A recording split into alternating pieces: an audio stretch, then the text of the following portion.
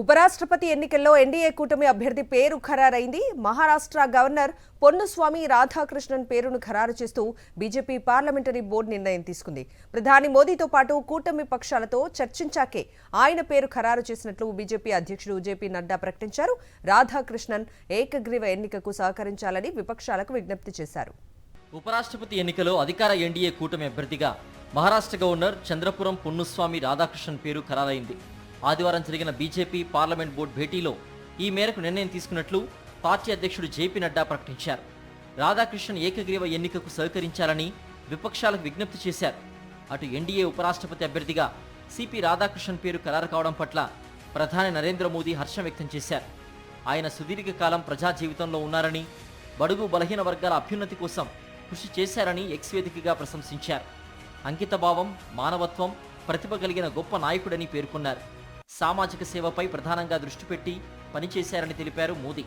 ఉపరాష్ట్రపతి ఎన్నికలో విజయానికి అవసరమైన మెజారిటీ ఎన్డీఏ కూటమికి ఉన్నందున రాధాకృష్ణన్ గెలుపు లాంఛనమే.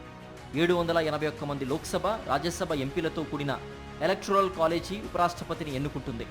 విజయానికి కనీసం 391 ఓట్లు అవసరం కాగా ఎన్డీఏకు 422 మంది ఎంపీల బలముంది. సెప్టెంబర్ 9న ఉపరాష్ట్రపతి ఎన్నిక జరగనుంది. విపక్ష ఇండియా కూటమి ఉమ్మడి అభ్యర్థి తదితరులు బరిలో దిగితే ఎన్నిక అనివార్యమవుతుంది. పోటీపై నిర్ణయం తీసుకునేందుకు ఇండియా కూటమి నేతలు ఇవాళ భేటీ కానున్నారు.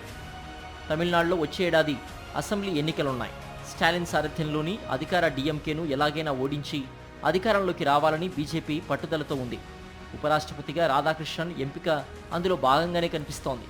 ఆయన ఓబీసీ నేత కావడం, క్లీన్ ఇమేజ్ ఉండడం ఎన్డీఏకు కలిసొచ్చే అంశం. తమిళనాడులో బీజేపీని బలోపేతం చేయడంలో రాధాకృష్ణన్ కీలక పాత్ర పోషిస్తున్నారు. సిపి రాధాకృష్ణన్ తమిళనాడులోని తిరుప్పూర్లో 1957 అక్టోబర్ 20న జన్మించారు. 16 ఏళ్లకే ఆర్ఎస్ఎస్లో చేరారు. బీజేపీ మాతృ సంస్థ జనసంఘ్తో ఆయనకు బలమైన అనుబంధం ఉంది. అభిమానులు ఆయన్ను తమిళనాడు మోదీ అని పిలుస్తుంటారు. 1998, 1999లో కోయంబత్తూరు నుంచి ఆయన 2 సార్లు ఎంపీగా గెలిచారు. బీజేపీలో బలమైన ఓబీసీ నేతగా ఎదిగిన ఆయనకు పార్టీ పలుమార్లు గవర్నర్గా అవకాశం ఇచ్చింది. జార్ఖండ్ గవర్నర్, తెలంగాణ ఇన్ఛార్జ్ గవర్నర్గా, పుదుచ్చేరి లెఫ్టినెంట్ గవర్నర్గా సేవలందించారు.